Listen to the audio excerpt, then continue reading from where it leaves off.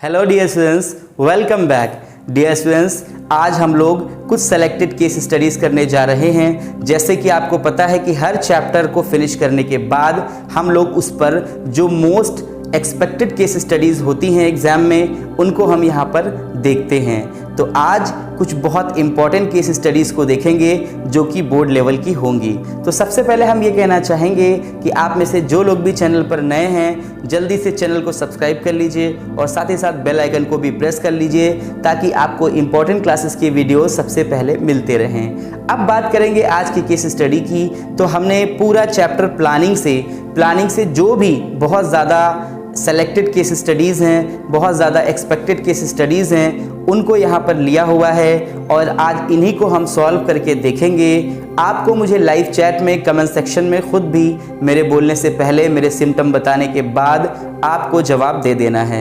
अगर मैं बात करूँ केस स्टडी को सॉल्व करने का, तो इसके लिए एक मेथड होता है। मैंने इस मेथड में आपको बताया था।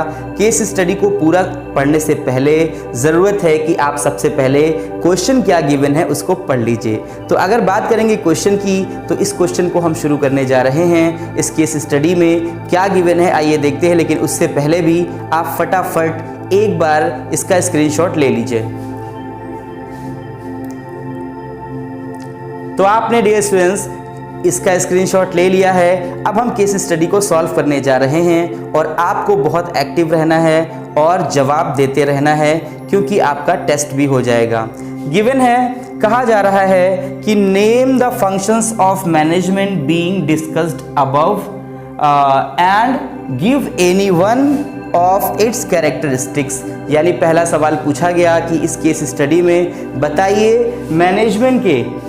कि मैनेजमेंट के कौन से फंक्शन को यहाँ पर डिस्कस किया गया है और साथ ही साथ उसका एक कैरेक्टरिस्टिक्स भी बताइए। अगला सवाल पूछा गया, also briefly discuss any 3 limitations, और कोई 3 लिमिटेशंस के बारे में बताइए। तो मैं आपको बता दूं, मैंने पहले भी बताया है और अब भी बता रहा हूं कि जब सबसे पहले आप क्वेश्चन पढ़ेंगे तो क्वेश्चन पढ़ते साथ ही आधा आपका क्वेश्चन सॉल्व हो जाएगा और उसी तरह से यहाँ पे हुआ भी है। पूछा गया है एनी 3 लिमिटेशन, यानी क्वेश्चन को शुरू करने से पहले ही आपको पता चल गया, क्योंकि आप लिमिटेशंस के बारे में पढ़ चुके हैं, आपको पता है एनी अगर पूछ लिया गया तो कोई भी 3 लिमिटेशन लिखी जा सकती है। लेकिन आइए पहले क्वेश्चन को देखते हैं, पढ़ते हैं। गिवन है क्वेश्चन में, Suhasini a home science graduate. Suhasini जो है वो एक होम साइंस ग्रेजुएट है। From a reputed college has recently done a cookery course. यानी इसका मतलब क्या हो गया कि होम साइंस से जब रिलेटेड है तो उसने जो कोर्स भी किया है वो रसोई से संबंधित है, यानी रसोई से रिलेटेड है, किचन से रिलेटेड है। उसके बाद गिवन है, कह रहा है she wish to start her on venture. वो चाहती है, जब हम चाहते हैं, जब हम कुछ सोचते हैं किसी चीज़ के बारे में, यानी थिंकिंग बिफोर डूइंग, तो वो क्या होता है, एक सिम्टम यहाँ पर पकड़ा गया है। विश टू स्टार्ट यानी उसकी इच्छा है स्टार्ट करने की venture with a goal to provide health food, यानी वो हेल्दी फूड देना चाहती है। ये यहाँ पर एक सिम्टम पकड़ा गया है कि आप बताइए, इस सिम्टम को मैं बता दूं, इसका कीवर्ड बता दूं, तो इसको मैंने बताया था थिंकिंग बिफोर डूइंग। एक सिम्टम यहाँ पर बिल्कुल पकड़ा जा चुका है। तो यहाँ पर देखिए कह रहे हैं एट रीजनेबल प्राइस, यानी वो सामान देना भी चाहती है तो बिल्कुल उचित दाम पर। उसके बाद she discussed her idea with her teacher, यानी मेंटर, उसने अपने इस आइडिया को अपने टीचर के साथ डिस्कस किया। तो क्या हुआ देखिए, हु इनकरेज्ड हर, यानी उसके टीचर ने उसे इनकरेज किया। आफ्टर एनालाइजिंग वेरियस ऑप्शन, यानी जो ढेर सारे ऑप्शन थे उनको पहले उसने एनालाइज किया, उनका विश्लेषण किया। फॉर स्टार्टिंग हर बिजनेस, यानी उसके बिजनेस को स्टार्ट करने के लिए, यानी बिजनेस वेंचर, ठीक है, यानी व्यवसाय। They shortlisted the option to sell readymade and ready to make vegetable, यानी रेडीमेड और रेडी टू मेक वेजिटेबल्स जो है वो उनको प्रोवाइड कराएंगे। उसके लिए क्या करेंगे वो देखिए, गिवन है, कहा जा रहा है, बताया गया आपको वेजिटेबल शेक्स ये बना रहे हैं एंड सत्तू मिल्क शेक, यानी कि वेजिटेबल, देखिए vegetable shakes and sattu milk ये बेचेंगे, सत्तू मिल्क शेक बेचेंगे। Then they bought weighed the pros and cons। इसका मतलब वेट का मतलब उन्होंने तौला, बिल्कुल चेक किया, नाप तौल किया, किस चीज को? Pros and cons. इसका मतलब होता है भला बुरा, यानी अच्छा बुरा सब कुछ देखा, है ना। तो क्या कह रहे हैं? कह रहे हैं of both the short listed options. तो शॉर्ट लिस्टेड ऑप्शन के बारे में देखा तो पूछा गया आपसे कि फंक्शन मैनेजमेंट का कौन है, तो मैंने कहा दोनों मिल करके, टीचर और उनकी स्टूडेंट मिल करके दोनों थिंकिंग बिफोर डूइंग कर रहे हैं, यानी अपने काम को करने से पहले वो सोच रहे हैं, थिंकिंग कर रहे हैं। ये कीवर्ड किसका है? एग्जैक्टली आप लोगों में से काफ़ी लोगों ने सही जवाब दिया है कि ये जो है वो किसका है। आप जानते हैं ये फंक्शन है प्लानिंग का, जिसमें आपको प्लानिंग में बताया गया है थिंकिंग बिफोर डूइंग, यानी स्टूडेंट और टीचर दोनों मिल करके बात कर रहे हैं, प्लानिंग कर रहे हैं कि किस तरह से उनको अपना बिजनेस शुरू करना है। यानी क्वेश्चन को आपको समझ में आ गया कि मैनेजमेंट का जो ये फंक्शन ऑफ मैनेजमेंट की बात हुई है, बीइंग डिस्कस्ड अबव, वो है प्लानिंग। और साथ में पूछा है and give any one of इस कैरेक्टरिस्टिक्स। तो आप एकदम साफ तौर पर कह सकते हैं कि प्लानिंग जो होता है ये परवेसिव होता है। आप जानते हैं प्लानिंग इज परवेसिव क्यों? क्योंकि हर जगह कि किसी तरह का भी बिजनेस हो, इन्वॉल्वमेंट हो, वहाँ इसकी रिक्वायरमेंट पड़ती है। आपको हर तरह के बिजनेस में, बिजनेस छोटा हो या बड़ा, किसी भी तरह का आप काम करें तो यहाँ पर आपको प्लानिंग की ज़रूरत हर जगह पड़ती है, इसलिए ये परवेसिव है। ठीक है ना, प्लानिंग जो है वो परवेसिव है। ये एक आपने कैरेक्टरिस्टिक्स बता दिया। उसके बाद कहा है कि also briefly discuss any 3 limitation. कह रहे हैं कि कोई भी 3 लिमिटेशंस हैं उनको डिस्कस करिए। जब बात कोई की भी आई तो आप में से कितने के सवाल, कितनों के जवाब सही हुए हैं ये भी आप मैच करेंगे। आप जब एनी की बात आ गई तो आप कुछ भी कर सकते हैं। Leads to rigidity, not work in dynamic environment, और उसके बाद आप कर सकते हैं रिड्यूस क्रिएटिविटी। यानी ये 3 चीज़ें मैंने आपको बताई। इसके अलावा बहुत सारी लिमिटेशंस है, लेकिन यहाँ पर 3 पूछा गया था। तो डियर स्टूडेंट्स, किस तरह से मैं आपको इजी वे में क्वेश्चन को सॉल्व करवा रहा हूँ? क्या वाकई जितना इजी वे में मैं आपको सॉल्व करवा रहा हूँ उतना इजी वे में आपको समझ में भी आ रहा है? आप कंफर्ट फील कर रहे हैं? इसको कमेंट सेक्शन में मुझे लिख करके ज़रूर बताना। सिर्फ आपको लाइव चैट में जवाब नहीं देना है, कमेंट सेक्शन में भी देना है। तो आइए नेक्स्ट केस स्टडी को हम देखते हैं। तो डियर स्टूडेंट्स, आज की क्लास का ये दूसरा केस स्टडी हम लोग देख रहे हैं, जो कि 2015 में पूछा गया है, बट इट डजंट मीन कि उसके बाद दोबारा नहीं पूछा गया है।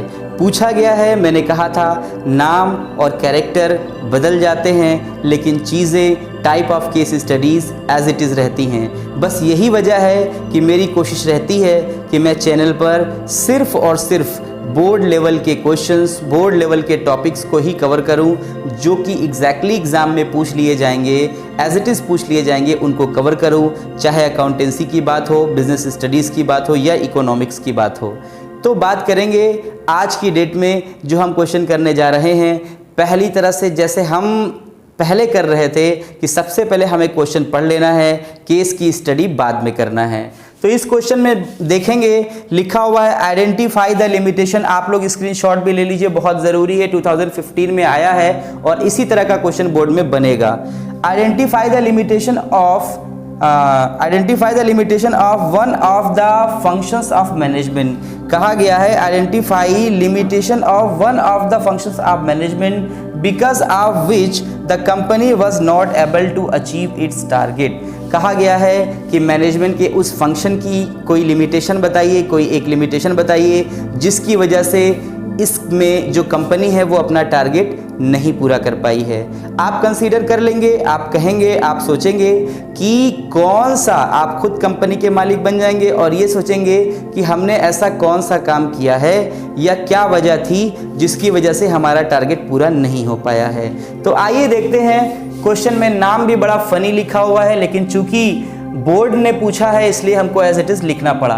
बाबा साइकिल्स, ये बाबा नहीं है, ये बाबा साइकिल्स है, was in the business of manufacturing racing cycles and had a monopoly in the market।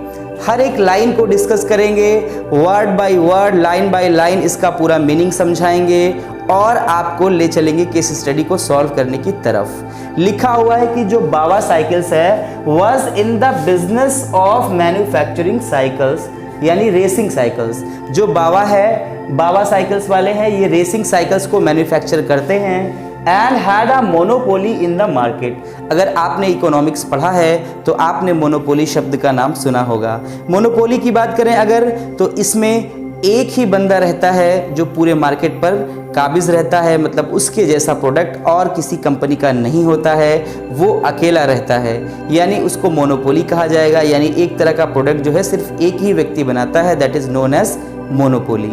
तो बात करेंगे, लिखा हुआ है इसमें क्या हुआ, the business was doing very well. भाई जाहिर सी बात है, मोनोपोली है तो बिजनेस बहुत अच्छा चल भी रहा था, लेकिन हुआ क्या देखिए, and the company was consistently meeting its objective of 10% increase and sales.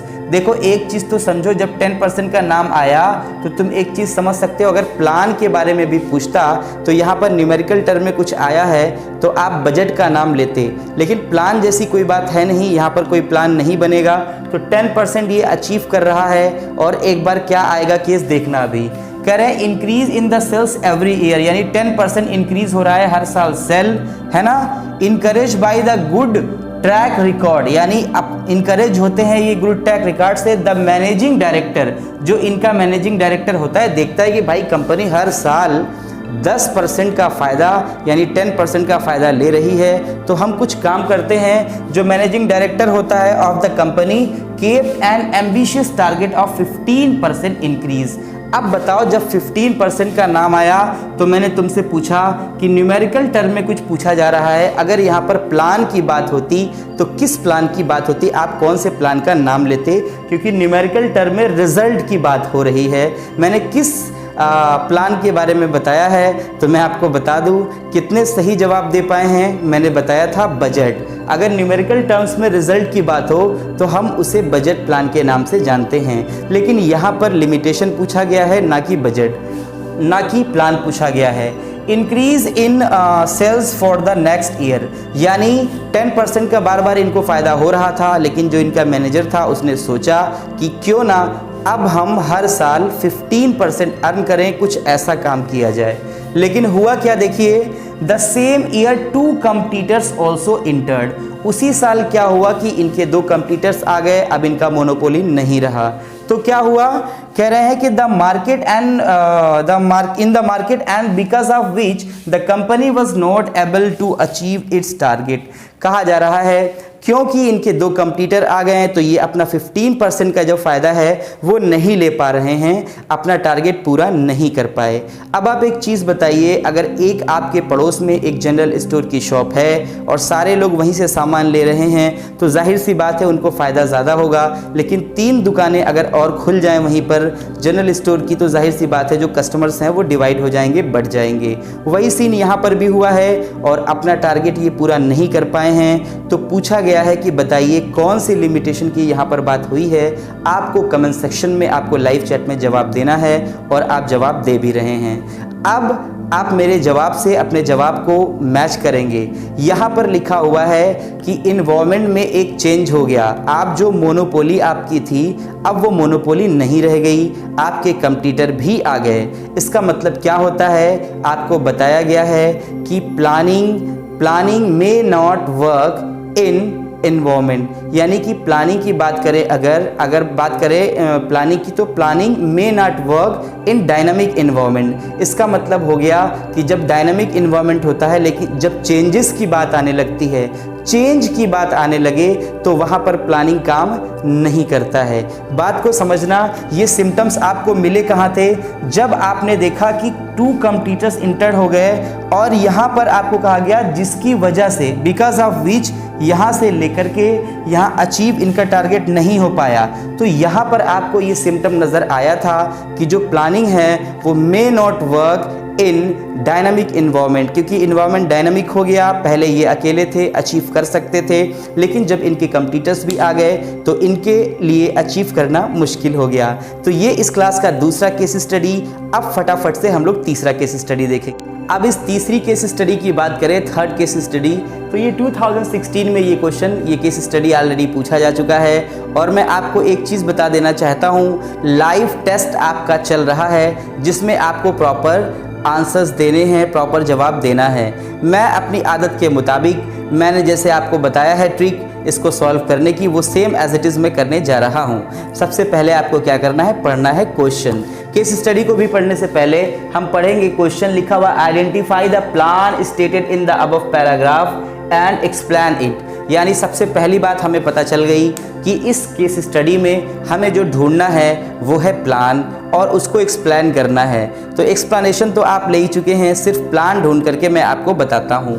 आपको मैं सिम्टम्स बताऊंगा, आपको पहचानना है। लिखा हुआ है प्रॉक्टर एंड गैम्बल लिमिटेड, ये एक कंपनी है, is offering a free bucket. यानी ये जो कंपनी है वो ऑफर कर रही है फ्री बकेट, है ना। फ्री बकेट का मतलब बाल्टी ऑफर कर रही है on every purchase of Tide washing powder. इसका मतलब ये हुआ कि अगर कोई भी वॉशिंग पाउडर परचेज कर रहा है, टाइड वॉशिंग पाउडर परचेज कर रहा है, तो उस पर एक बाल्टी यानी एक बकेट फ्री दे रहा है। कौन फ्री दे रहा है? Procter and Gamble limited. तो हुआ क्या, देखिए, दे रहा है, देने देते, लेकिन हुआ क्या है, देखिए लिखा हुआ इन रिस्पॉन्स टू दिस, और इसके रिस्पॉन्स में Hindustan Unilever limited started a new scheme of giving free 1 kg of Rin washing powder with every purchase of 5 kg of Rin washing powder. यानी हिंदुस्तान लीवर लिमिटेड, यहाँ तक कोई सिम्टम नहीं। जब started a new scheme ना, तो बस यहाँ से सिम्टम नज़र आ गया। Started a new scheme of giving free 1 kg Rin washing powder with every purchase of 5 kg of Rin washing powder.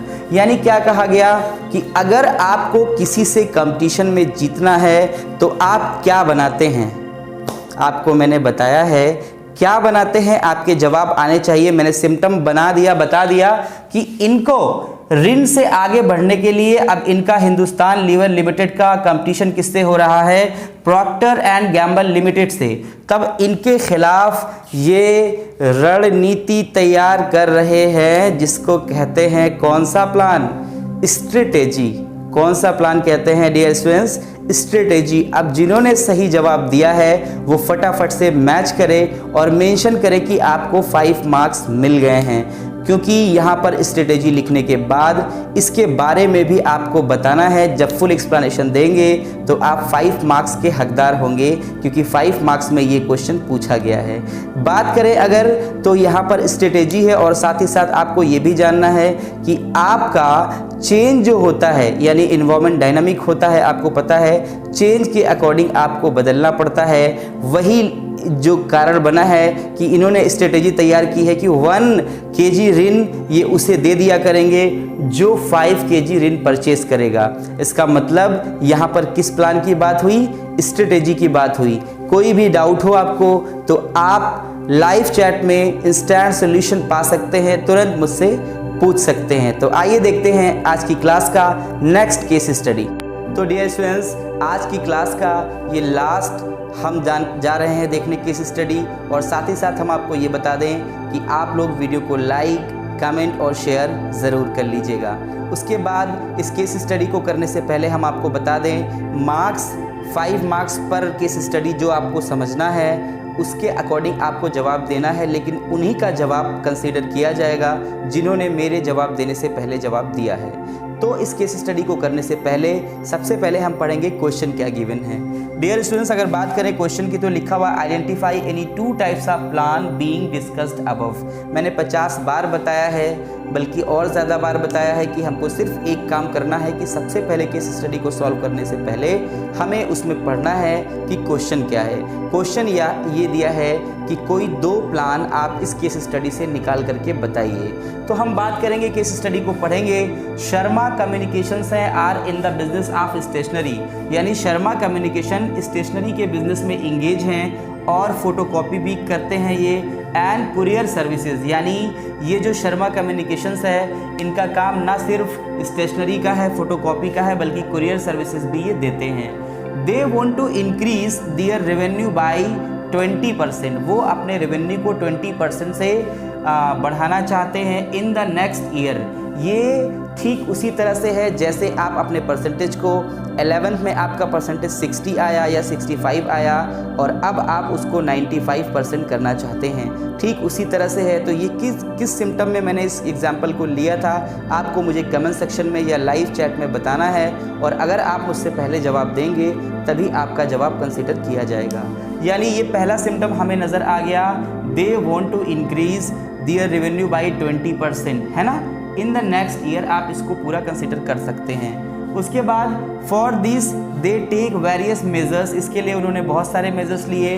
They do not allow their employees to use cell phones during working hours. अब यहाँ से लेकर के यहाँ तक अगर हम देखेंगे तो ये दूसरा सिम्टम हमें नज़र आ गया। पहला सिम्टम ये था, दूसरा सिम्टम ये नज़र आ गया। यानी कहा जा रहा है ठीक उसी तरह से जैसे मैंने आपको कहा था कि आप क्रिकेट जब खेलेंगे तो वहाँ पर रूल्स होते हैं कि आपको विकेट छोड़ करके खड़े होना है, आपको बॉलिंग करते वक्त आपका पैर लाइन के बाहर नहीं जाना चाहिए वरना नो बॉल दी जाएगी। तो ये कौन सा प्लान था, मैंने क्या बताया था, ये आपको मुझे लाइव चैट में मुझसे पहले बताना है।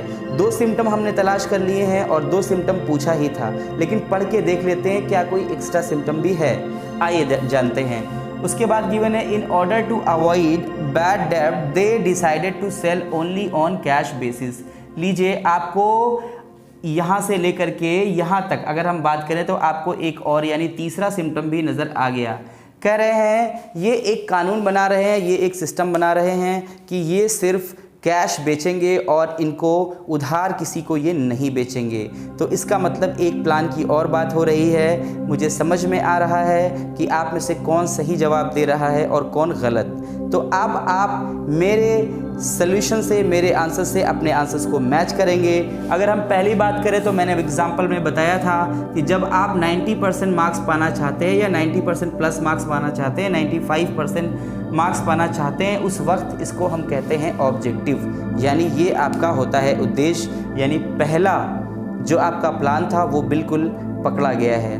उसके बाद गिवन है, दूसरे की बात करें, they do not allow their employees to use cell phone. ना, सेल फोन आप वर्किंग आवर्स के दौरान नहीं इस्तेमाल कर सकते थे।